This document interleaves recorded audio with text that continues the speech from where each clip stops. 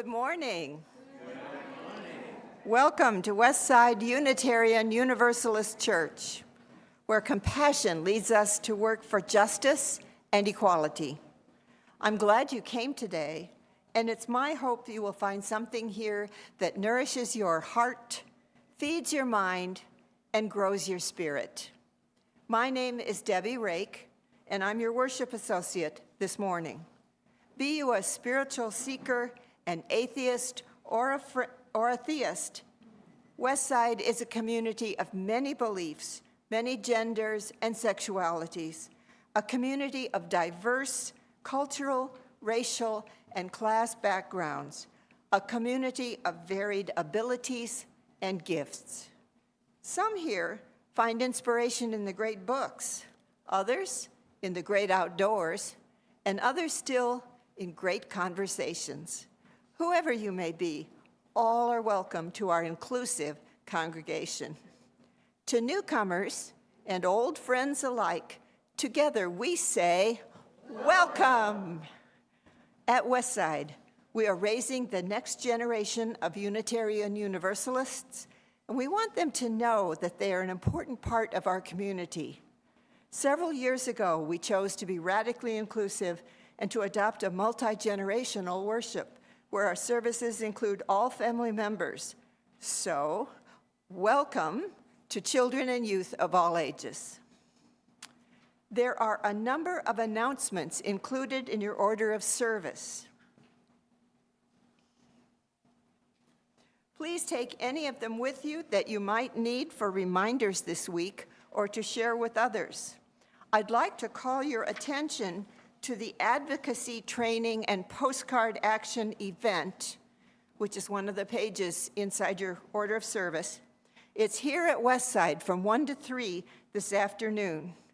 Gordy Carmona of Equality, Texas, will provide training on engaging with legislators, and we will be writing postcards, which will be hand-delivered to our legislators. There will be snacks. See Cindy Fountain for more information. For those of you joining us online or visiting with us today, if you're not already on our mailing list, please sign up by clicking the link at the bottom of our westsideu.org website. And for those of you here in person with us, please take a moment to silence all of your devices. This morning, I am pleased to welcome Reverend Russell Elleven, who is our Minister Emeritus, to our virtual pulpit.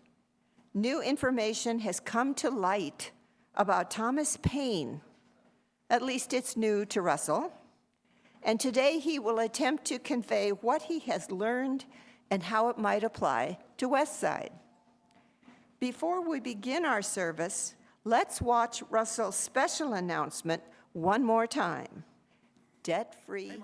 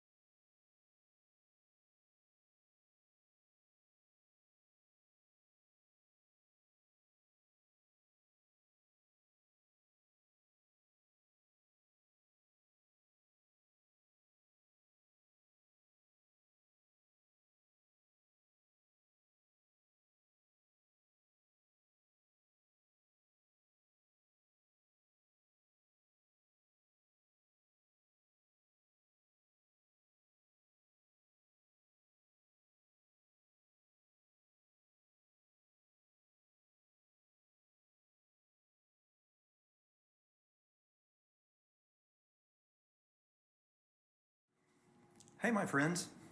Oops. Oh, we'd love to hear from Russell again. It's always nice. Okay, now I invite you to take a deep breath,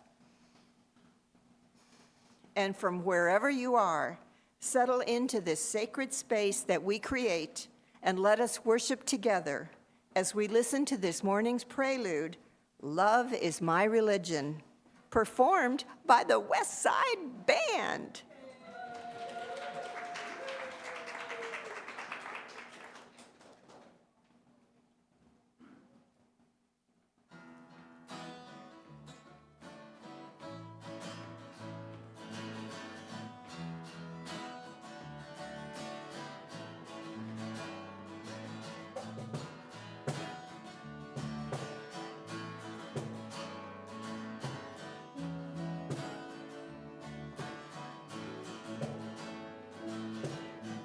I don't condemn, I don't convert.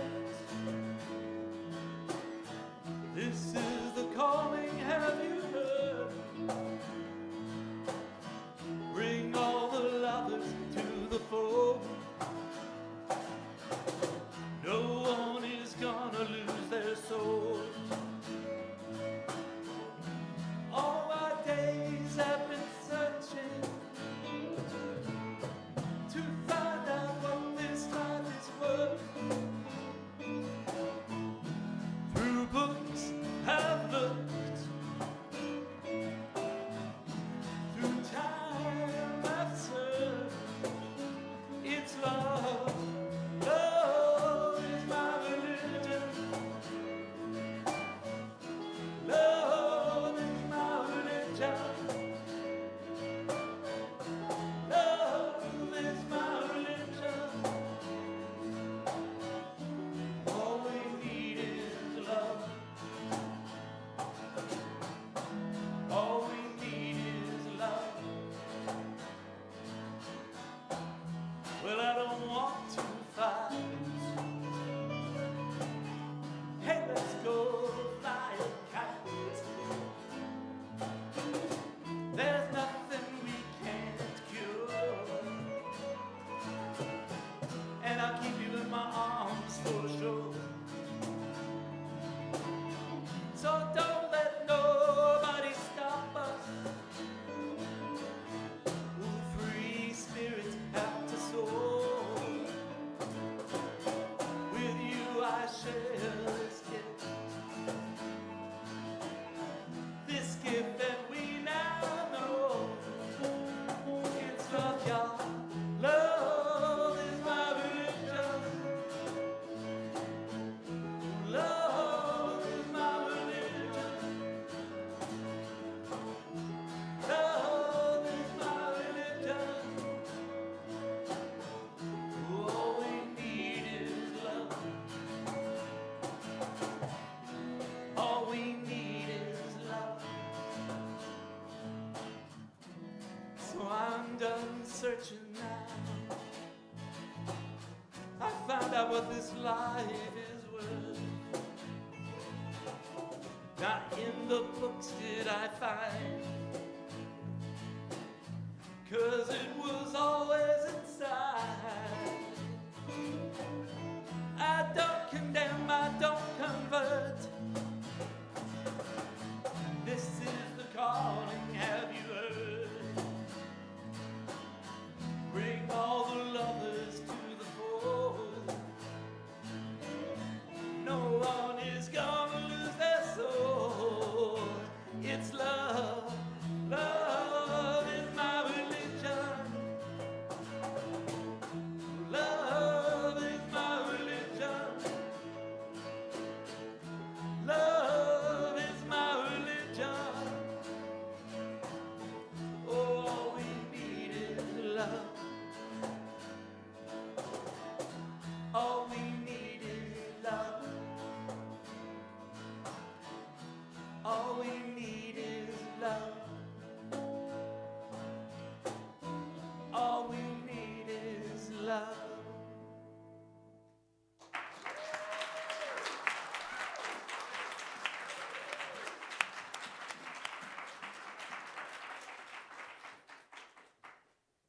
Yeah, Wow.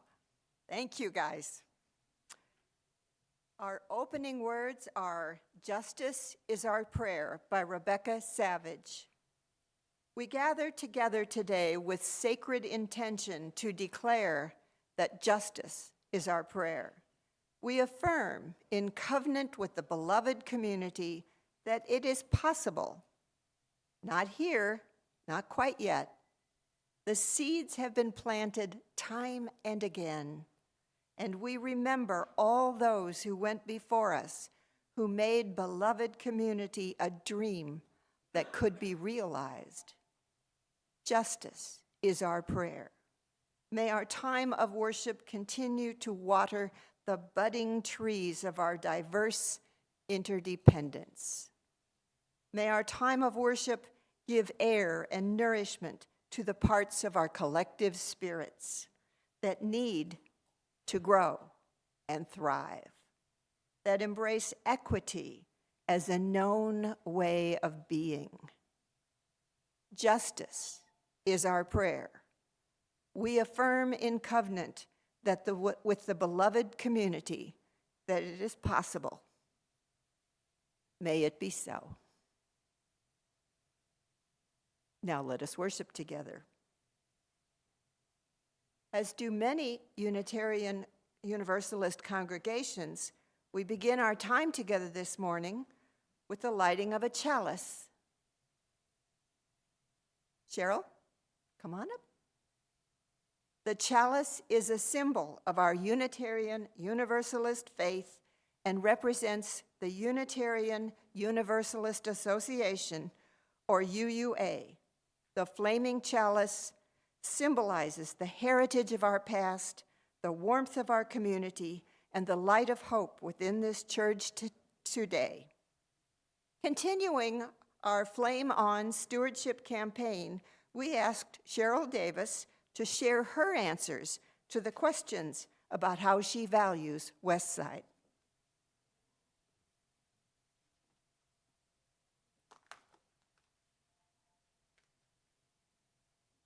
A nurse, a teacher, and a social worker. After I found out that a few people that I knew and I greatly respected were members here at Westside, my curiosity got the best of me. My pastor was going to be gone one Sunday, and I saw my opportunity to visit here. I was active in the church where I grew up, got married 52 years ago, and it is the same denomination where our two boys grew up in Oklahoma City, Oklahoma, and Kingsville, Texas. But it took one visit here, and I knew where I wanted to be. The words in our program, oh my gosh, spoke to me. The affirmation, that begins, love is the doctrine of this church, the quest of its truth is its sacrament, etc. The songs, not religious in a traditional sense, but were a message of hope. The words in the closing, oh my, go in peace, seeking justice, etc., etc. It was so different. But I knew in my soul, this place, it's a great fit. Don't you love the children's time? Oh, seeing those little kids come here down the front, get their little cushions, sit down, and have our nurturing lifespan religious educator tell them a story or read a book. Oh my, how wonderful. It reminds me of my children when they were young.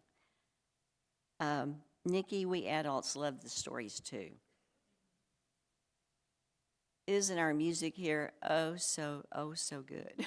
Oh, so good. Yeah.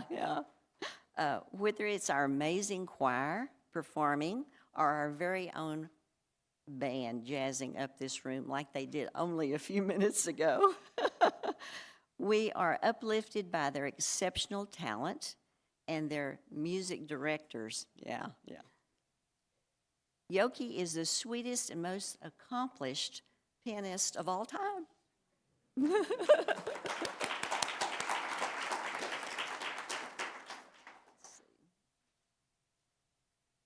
I attended Forum for a year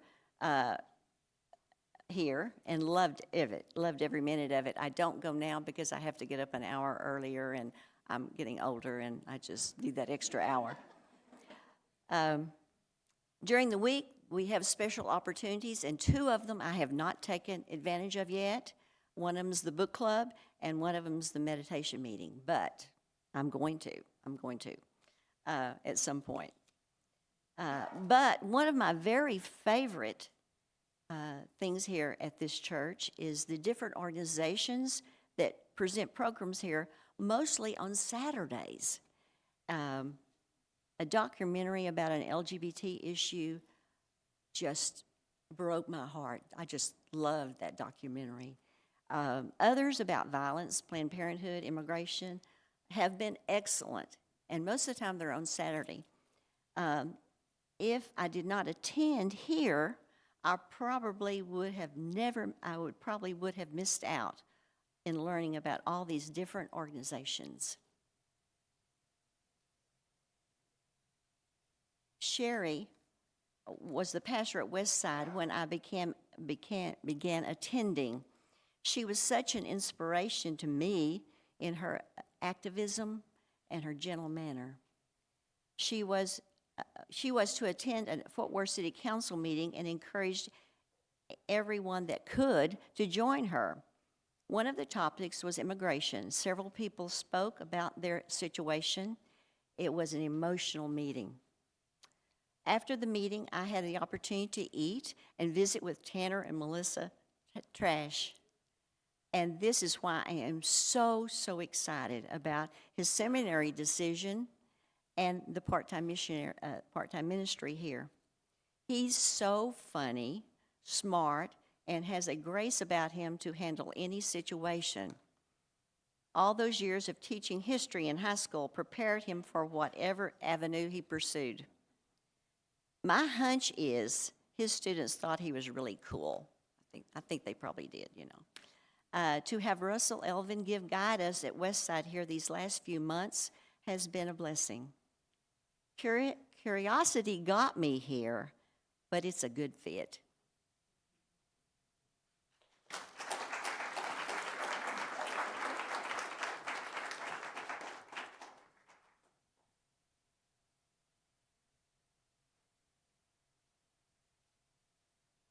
Our opening hymn is number 115 in the gray hymnal, God of Grace and God of Glory.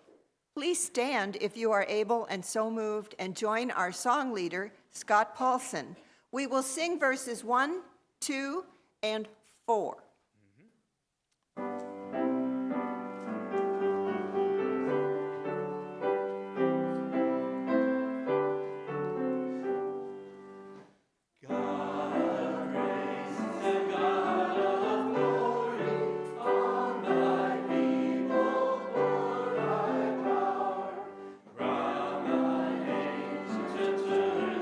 Story, bring his thought to glorious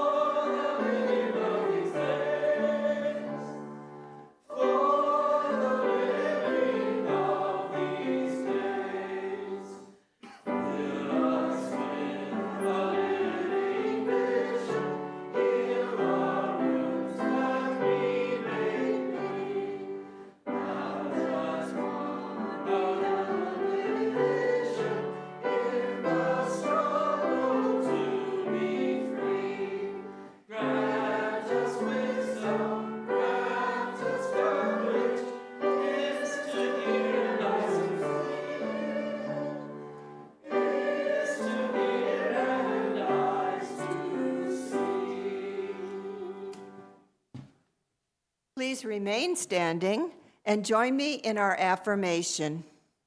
Love is the doctrine of this church. The quest of truth is its sacrament, and service is its prayer.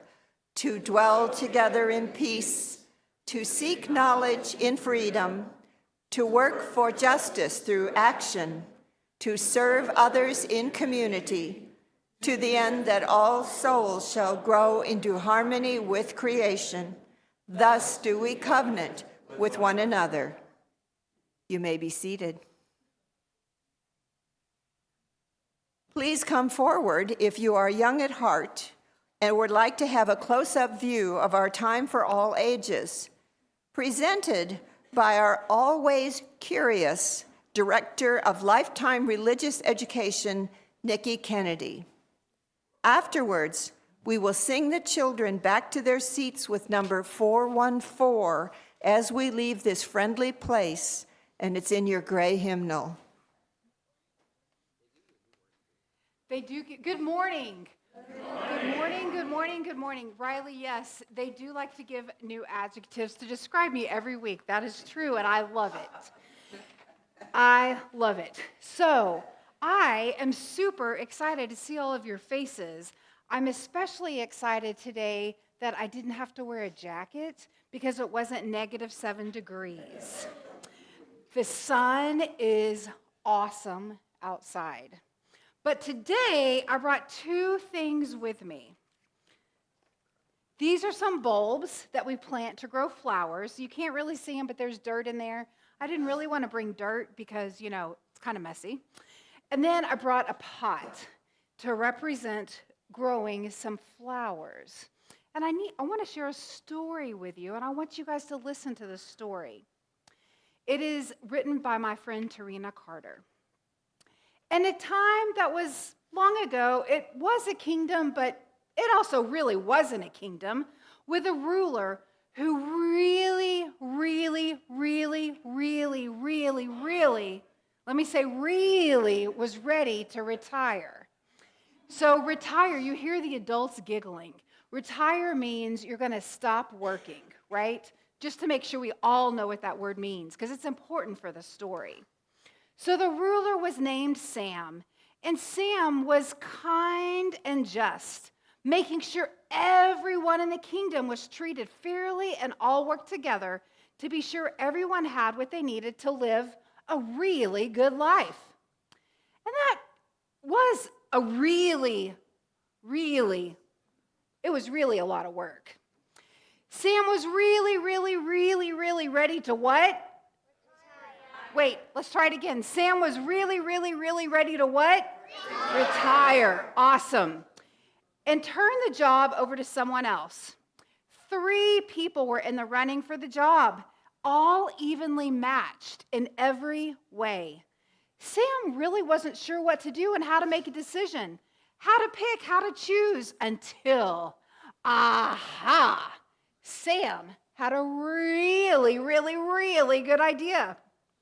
Sam gathered all the people together and announced, before each of you is the big pot. I couldn't really bring a big pot because I'm not very graceful and I was afraid I was going to drop it. So pretend this is a really big pot. And soil from our lands, and I'm giving you each a bag of seeds or bulbs to do what you can to make them grow. Return in 1 year. No, wait, 6 months, because I'm really ready to what? Retire. That's right. Return in 6 months with your pots, and I'll choose one of you as my successor to be the ruler of the kingdom that really isn't a kingdom.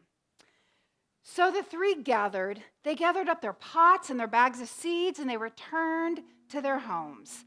They each buried their seeds in the dirt and watered the soil and put the pots with the dirt and the seeds in the warm sun, like we have today, thank goodness. One person turned the dirt in their pot every day so all sides would evenly get the sunshine.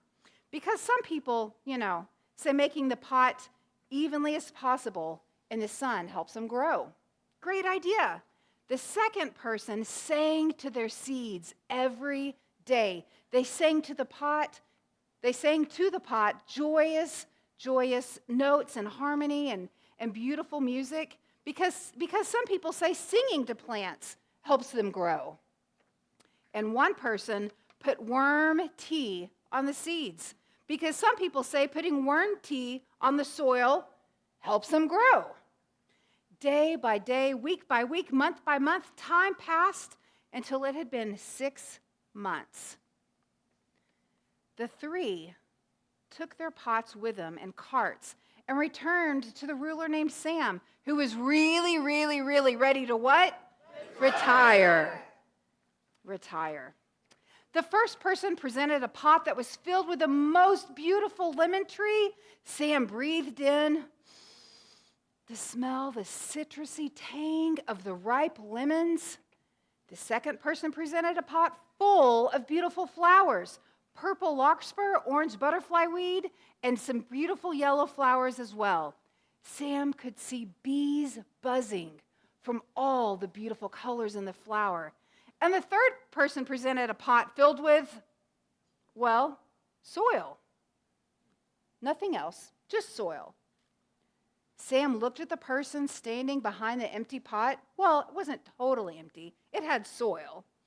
Who was so embarrassed and disappointed and couldn't look up from the floor.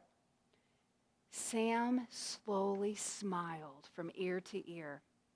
This is the person, Sam proclaimed, who's going to rule over this kingdom. That wasn't really a kingdom. What? Excuse me, said the person with a pot filled with a tree full of lemons. I must have misheard you, said the person with the flowers and the buzzing bees. Even the person with the empty thought looked up and said, are you sure? I tried to grow the seeds, but totally nothing happened. Sam the ruler smiled with certainty. When I gave the seeds to all three of you, I didn't tell you that it was possible for the plants to grow from those seeds. I wonder how the two of you made the impossible possible. The plants in the pots brought by you are not actually from the seeds I gave you. Only one of you was honest and true to yourself, despite great temptation. Sam was really, really, really, really, really ready to what? Retire. Sam retired, and the new ruler took over. And the first official duty as the new ruler, they put both of the other two candidates, one filled with a pot of lemon trees and a lemon and lemon tree, and the other with the flowers, in charge of the kingdom's garden, because they had a great green thumb. But in this story, I wonder, and I hope you'll wonder with me this week also, all of you, about times when you've been tempted to not be your true self, to not be who you are, to not be the fullest version of who you are. I wonder what would help remind you, bless you, to resist temptation. And I wonder how much fun you're going to have in the sun and the 70 degrees this week. I look forward to seeing you all again next week. As we leave this friendly Sorry, Riley. place, Thank you, guys. Thank you, Bridge. Thanks, Al. may the kindness which we learn light our hearts till we return. As we leave this friendly place, love gives light to every face. May the kindness which we learn light our hearts till we return. Good morning. My name is Carol Kappa, and today I'm the Pastoral Care Team Associate.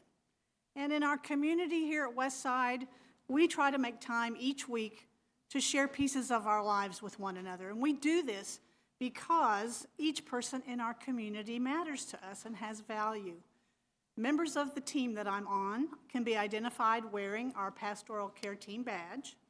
We ask you to please submit any concerns or joys that you have by filling out this orange form at the welcome desk when you come in on Sunday mornings, or you can email us during the week if anything comes up. Send it to pastoralcare@westsideux.org. Or when you're here in the building, or if you see somebody or know someone on the team, you can let them know, and we'll be glad to share it on Sunday morning. Now, members of the team are John Fisher, Debbie Rake, Brendan McKeon, Barbara Crotty, and Jane Hardwick. Would those, if you're here, please raise your hand so we can see who you are? All right, great, thank you. So today we share our concerns with one another, knowing that sorrows come into people's lives, but that together we can offer comfort. And as I read your concern, please raise your hand so that we can know who you are. We have one concern sent by Allison Eastless Burke. I think she's here in the back there, thank you. And she shares that her brother's girlfriend works for the federal government, and they are under fire. Keep her in your thoughts. And I have also concern going on that same idea that I can share. I'm a federal employee. I've worked at the Veterans Hospital in Dallas for the past 13 years, 12 years, and then now here at the Veterans Outpatient Clinic on I-20, 820, near the TCC South Campus, where I'm a respiratory therapist. And I love my job. I know when you go to your doctor, you maybe spend 5, 10, 15 minutes. My appointments are 45 minutes with each patient. And I get to spend a lot of time and talk to veterans, and they have to take big, deep breaths and spend a lot of time blowing really hard for the tests that I do. I also do 1 day a week home oxygen tests to see if they need oxygen or need to continue on the oxygen they're on. So far, I've felt pretty safe and not worried about it too much, but I have gotten many of those emails that started coming in called Fork in the Road to see if I wanted to give up my job and take 8 months of severance. And I wasn't interested in doing that, even though I'm ready to retire, could retire. But I found out that they're not going to allow doctors and nurses and respiratory therapists and social workers, frontline folks, to take those job cuts, even if they wanted to. So I felt pretty good about that. Well, now this morning, Sue came in and said she heard a thing on NPR, and then I saw it on the radio, on TV, that I'm going to be finding an email tomorrow when I go to work asking me to give a accounting of what I accomplished last week to the Office of Personnel Management. So we shall see. Hopefully that nothing will come of that, but my second patient tomorrow is going to be a 97-year-old World War II veteran. And that's going to be very interesting, but I'm very excited. I've had a few of those in the past few years, and it's amazing. Some are very sharp, just sharp as a tack, can tell you everything about their life and history, and I encourage that. And some are not so much, but you just never know. So please put that in your concern hat this week and think of me as I do that. We don't have any joys, official joys, but my joy is that we have this church and this beloved community to be with and continue. And I'm going to do everything in my power to make it successful and to continue on. Are y'all with me? Yeah. All right. Very good.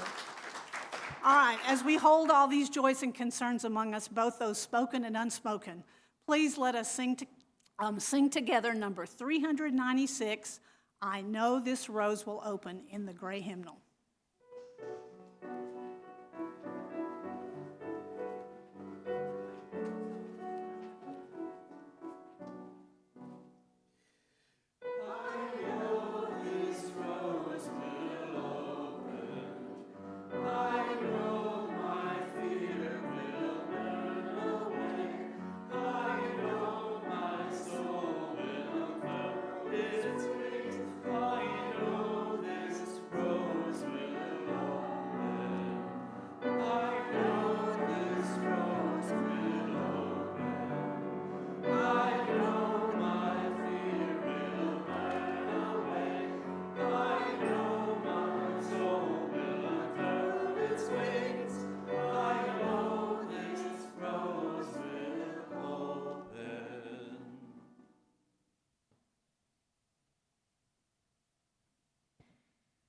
Good morning. Oh, God, y'all, you know it's bad if I'm already crying. Whew. You got me, Carol. Okay. My name is Jana Francois Kennard, and I am one of the co-meditation leaders here at Westside. And I'll be leading our meditation this morning. So I now invite you to relax your mind and body and join me in a time of meditation.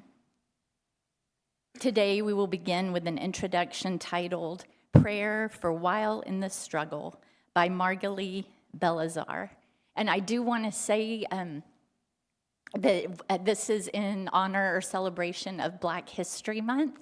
And so Reverend Margalie is a Black UU Reverend. And so I just wanted to point that out. Sometimes we have slides of the person, but I did not have that today.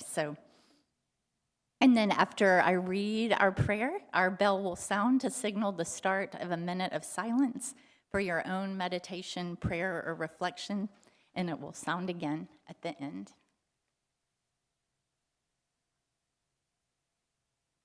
A pair of white hands holding a cardboard sign with BLM and the Black Lives Matter fist logo. Spirit of light and love, spirit of resistance, spirit of generosity, that which serves as our conscience in this work that we do to dismantle white supremacy, to empower the marginalized, to insist that Black lives matter. We have been angered, we have been saddened, we have been pushed to the brink once more. We are also inspired and seem resolved to do better this time, to not simply get to the other side of this moment, but to get there morally healthier, to get to a safer space for Black bodies. Spirit, help us to understand that we each have a role in justice work, for our liberations are tied to one another's. Give us the clarity of mind to know what our individual part is in the struggle, that there are many ways to protest injustice. Help us to find our way and commit to it. Spirits, we ask for guidance. Send us strength and endurance. Help us to give our all to this and hold nothing back. For precious lives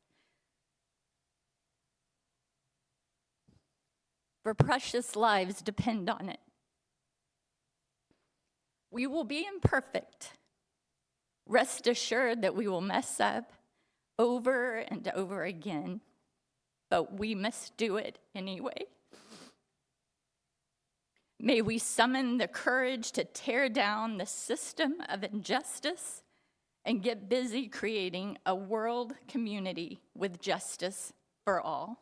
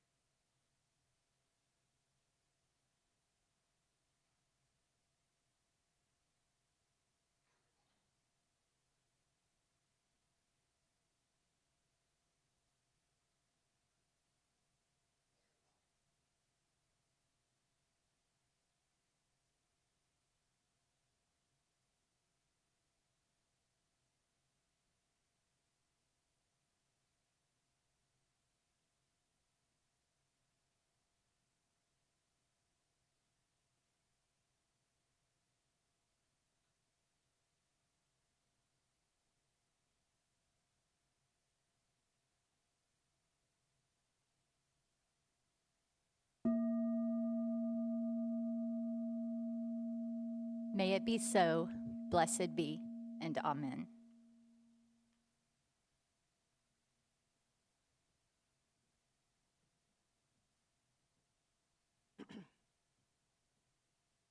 Here at Westside, we practice our UU faith in a variety of ways. One of those ways is by giving 100% of the gifts to our weekly collection, unless otherwise designated, to support organizations who carry out our transcendent values of compassion, justice, and equality. Westside's plate offering for February will go to the Texas Impact Foundation. Texas Impact Foundation is an interfaith organization that includes Unitarian Universalism, Judaism, Islam, Christianity, and other faiths. It equips people of conscience and faith with information and opportunities to educate their communities and engage with lawmakers on policy issues. These partners work together on issues that impact our most vulnerable Texans. We help people live out their faith in the public square, moving the faith community from charity to justice. Longtime Texans may find Texas Impact's history interesting. Its predecessor group formed out of the 1973 Sharpstown scandal in the Texas legislature, a major scandal that ended the careers of most of the elected officials of that time. To Texas religious leaders, the scandal was proof that Texas officials were more concerned with their own welfare than with the welfare of Texans, especially the disadvantaged. Those 50-year-old words still ring true. Westside is a member congregation of Texas UU Justice Ministry, which is part of Texas Impact.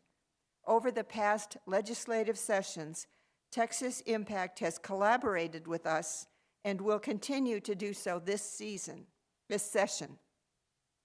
Our shared legislative priorities include public education, health care, including opposition to the abortion ban, racial justice, climate justice, reducing gun violence, and voting rights. Recently, Texas Impact played a key role in opposing the Bluebonnet, Bible-infused, K-5 language and curriculum, informing and collaborating with the many people who worked on the issue. It was one of several resources Sue Anderson used when crafting the letter sent to the State Board of Education opposing the curriculum. If you were one of the 1,700 plus people who signed that letter, thank you. This legislative session helped Texas Impact help us by donating generously as you are able. If you're giving toward your stewardship pledge, please use the envelopes at the bottom of the bowl as it is passed. Now let us enjoy this musical offering, What a Wonderful World, performed by Dr. Yuki Kumamoto.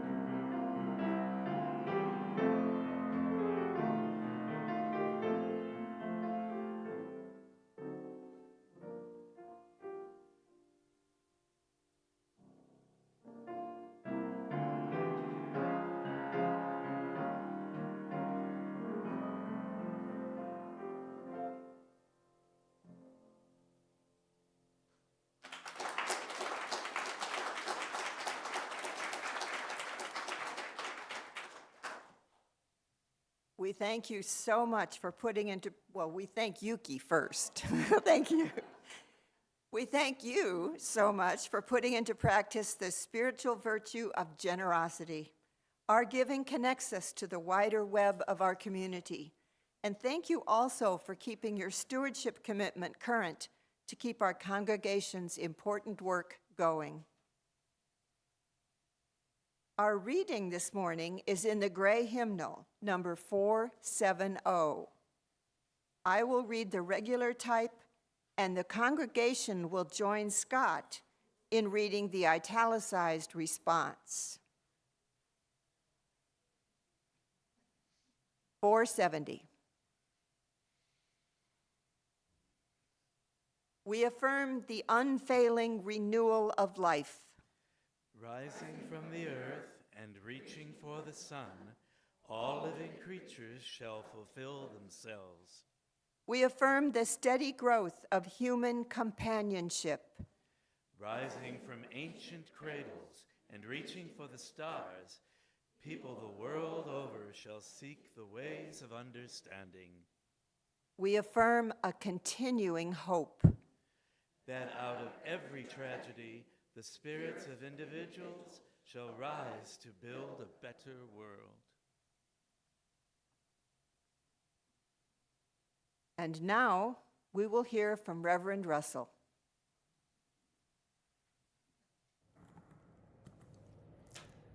Hello, my friends. It's good to be with you again today, albeit virtually. I hope you're all doing well, and I hope you are enjoying being with your Westside community this Sunday morning. Well, in order to get my mind off of what I believe to be the dismantling of our democracy and government, little things, I found a fascinating book about Thomas Paine. Paine was, of course, one of the major contributors to the founding of the United States. His works, titled Common Sense and The American Crisis, were influential in shaping the mindset of those who would go on to fight for freedom from British rule. And like many of the founders of the United States, Paine was deistic in his religious beliefs. From one of his famous works on religious belief, The Age of Reason, where both the Bible and institutional religion is questioned, he writes, "I believe in one God and no more, and I hope for happiness beyond this life. I do not believe in the creed professed by the Jewish church, by the Roman church, by the Greek church, by the Turkish church, by the Protestant church, nor by any church that I know of. My own mind is my own church.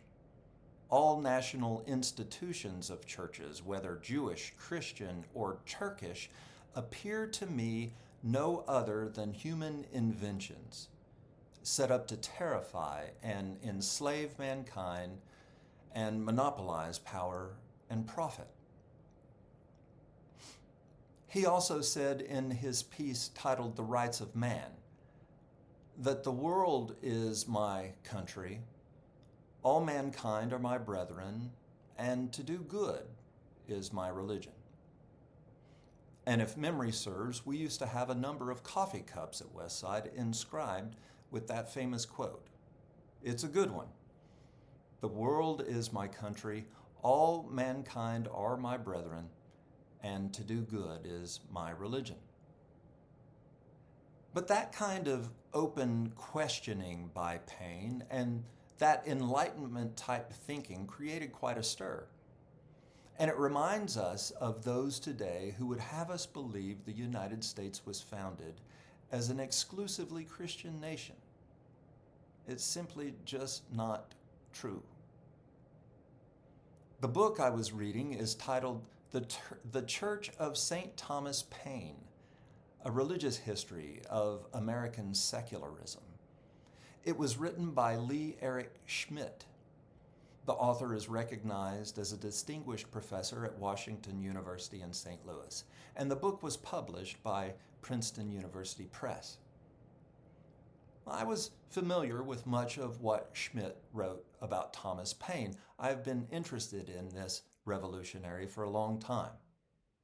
what I was surprised to learn is that there was a movement to create religious congregations based on Paine's ideas. These churches were often called a church of humanity. These congregations were explicitly non-theistic, and they often had to respond to questions about whether or not they could really be considered a religion if there was no divine being worshipped. And even more interesting to me was how many early leaders within Unitarianism and Universalism were interested and participated in the movement. Several of the names of people sympathetic to the Church of Humanity movement were people I studied in my UU history classes at Meadville Lombard Theological School. These congregations would reach some modest success. They might grow to around 150 people who bought into the cause. There would be a great deal of initial excitement about what kind of religious possibilities might be just ahead in the future. These congregations were intent on being good partners in the community, and so they would do their best to do good deeds like feeding those who were hungry and helping those who were unhoused. But very rarely did these churches of humanity grow very large. There were a few. One congregation grew to about 700 members at its height, but it would only last about 10 years before it was a mere memory. Most were much smaller, and though a few would last longer than a decade, many more of them would not. The author carefully examined many existing records, and what I found important to note is that many of these congregations were approached by other progressives who wanted to join the movement of doing good things in the here and now, believing there was no promise of a deity who could reward you with eternal life, that perhaps the ability to know of God's existence was sketchy at best, and yet at the same time, they were unwilling to give up the hope that there was indeed a deity. They were quite possibly more agnostic than atheistic. And in most examples, these congregations would simply say no. You cannot be a member here unless you're willing to admit there is no God and no possibility of a God. No matter how progressive you are, no matter how much you want to work on earthly issues, no matter how close in sympathy we might be, if the purity test of atheism could not be reached, then membership could not be granted. The churches of humanity basically said, unless you don't believe in God the way we don't believe in God, you are not welcomed here. And so I ask you this morning, how many churches of humanity do you know of today? How successful was that attempt to be specifically atheistic? They became so convinced that their way was the best way, or even the only way, out of the confines of religious beliefs that held humanity back, that they would allow little divergence of belief. There was, in my opinion, a bit of arrogance involved, a certainty that non-theistic religion was the way of the future in America, and if you could not see that, you would likely not be allowed within the group, no matter how much you celebrate the good and decry the evils of humanity. And so these congregations, these churches of humanity, would flare up in different areas of the country and then a short time later die out without many people noticing. There was so much internal argument and strife that they all just finally gave up on the experiment. But this non-theism, this humanism would take hold in Unitarian congregations and to a somewhat lesser extent, Universalist congregations.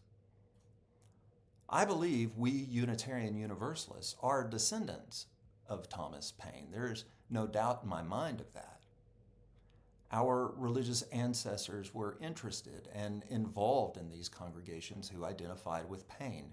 In fact, a humanistic viewpoint would become the most prevalent in our congregations for several decades to come.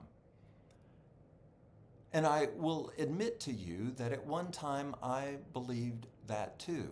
At one time I thought it might be better or perhaps easier to lead a congregation that was straightforwardly humanist. I went so far as to apply and be accepted into the clergy development program for the Ethical Culture Society, another offshoot of non-theistic religion that was engaged in this early movement based on Paine's ideas. In fact, I had hoped to start an ethical culture congregation in the DFW area for religious humanists. But two things stopped me from pursuing that path for very long. The first thing was an ethical culture instructor I had who told me in a moment of candor that he believed the religion was dying. In order to make ends meet, he had to work a near full-time job to supplement his salary leading an ethical culture congregation. And while ethical culture societies have not disappeared completely, there are only about 23 congregations left and less than 10,000 members in total. And that led me to realize something perhaps even more important, that leading an exclusively humanist congregation could very well be limiting and small when attracting new members. Most non-theists have little use for anything that smacks of religion. So asking them to show up on Sundays and sing songs together and listen to anything resembling a sermon is just too much to ask. In our Unitarian Universalist congregations, on the other hand, we might well have differing views on what God is and if God exists. But our congregations are almost always made up of people who hold progressive ideals and values. Eventually, I found that the diversity of ideas and the progressive nature of UU congregations to be much more inclusive and welcoming rather than exclusive and limiting. That being amongst progressives, no matter their beliefs about God, is what tended to be most hopeful and invigorating. That is what I desired my faith to be, and that is what I found in Unitarian Universalism, even though it is imperfect. And I don't know if you agree with me, but I cannot think of another time when being around other progressives in Texas has been more important than at this time right now.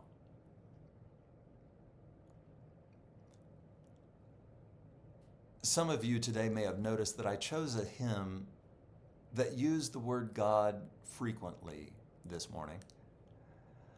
Some might even have said to themselves, what the hell is Russell doing having us sing about God during a service that revolves around Thomas Paine? This seems an odd choice to be singing at Westside.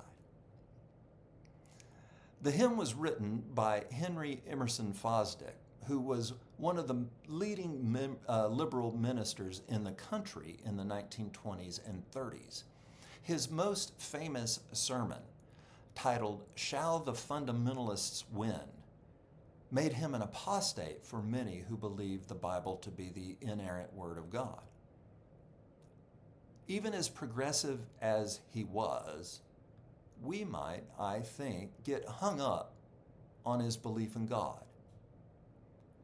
He would be in for some interesting conversations at Westside, I think, because we like to argue about God and a whole bunch of other things. I recently made a new acquaintance a couple of weeks ago. He's a conservative Jew with very progressive values who serves an unorthodox synagogue in Chicago. We got to talking about how both of our traditions seem to value a good argument, such that there are even jokes about how we like to engage one another. I asked him to tell me one of those jokes. He said there was an atheist who was inspired by the Jewish philosophy and approach to religion, how it's built around questioning and responding with more and deeper questions. He's not sold on the God stuff, but decides he can look past that if it means getting to engage with a thoughtful, inquisitive community. So he goes to see the local rabbi to ask about joining. The rabbi explains it's not so easy. There's a process, and it's a long one. And it may be easier to go back in time and be born to a Jewish mother, if truth be told. But the atheist says those rules are outdated, and a religious community should be based only on shared beliefs. The rabbi responds that part of those shared beliefs is a shared respect for the tradition. But the atheist points out that the tradition is one of questioning the rules. They go back and forth, on and on, neither giving an inch in the argument until finally the atheist is just exhausted and gives up, saying, "Fine, I guess if you won't let me join, there's nothing I can do about that." "Not let you join," the rabbi says. "What do you think we've been doing this whole time?" He then asked for a joke of mine, so I said, a Unitarian Universalist died, and to their surprise discovered that there was indeed an afterlife. The angel in charge of these things told him, "Because you were an unbeliever and a doubter and a skeptic, you will be sent to hell for all eternity, which in your case consists of a place where no one will disagree with you ever again." However, my favorite UU joke about our propensity for arguments is pretty simple and says, "Arguing with a Unitarian Universalist is like mud wrestling a pig. Pretty soon, you realize the pig enjoys it." We do like to argue, I think. Arguing helps us sort out our ideas. It engages our mind. And if done in UU love, we might gain new friends or find new ideas we'd not contemplated before. But because we're all different, we can also put off people in our disagreements. Not everyone enjoys debate as much as others. So even in argument, even in disagreement, do be kind with one another. Nothing will drive away newcomers more than if we are unable to argue humanely with other Westsiders. If we are unable to disagree lovingly, we are falling short of our UU identity. Because there is no creedal test to become a Unitarian Universalist. UUs come from a variety of viewpoints, but they are almost always progressive. And we need to be in fellowship with more progressives these days. I very much believe Westside is a house of Thomas Paine, a descendant of the ideas he helped a new country see in a different way. And I also believe Westside is a special place, with special people who are connected to and concerned with the progressive issues of the day. A place that believes in love and honors humanity. I hope you will tell other progressives about this place. I hope you will share your positive experiences about Westside with others who understand the gravity of our national situation today. Because we need one another during times like these. And Westside is the kind of inclusive place where people who believe in love will gather, will celebrate, and will strive to make this country and this world a better place to be. As we rise in body or spirit and join together in the singing of our closing hymn number 360.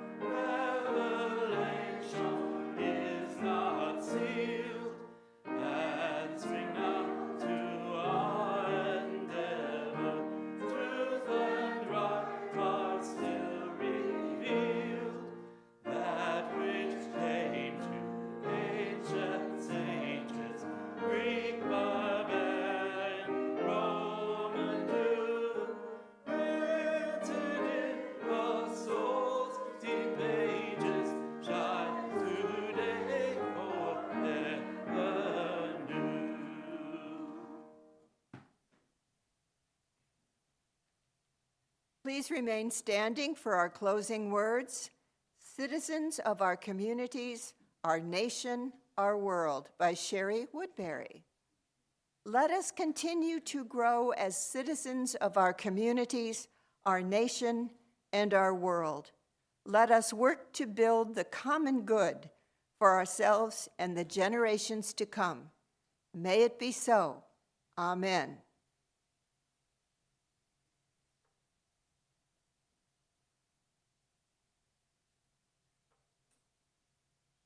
The chalice is now extinguished, but its light lives on in the minds and hearts and souls of each one of you. Carry that flame with you as you leave this place and share it with those you know, with those you love, and most especially with those you have yet to meet. Please join me in the congregational closing. Go in peace, seeking justice.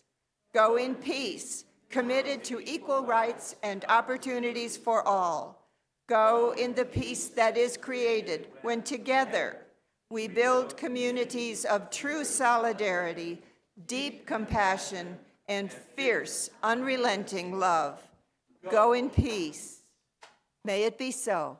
Blessed be, and amen.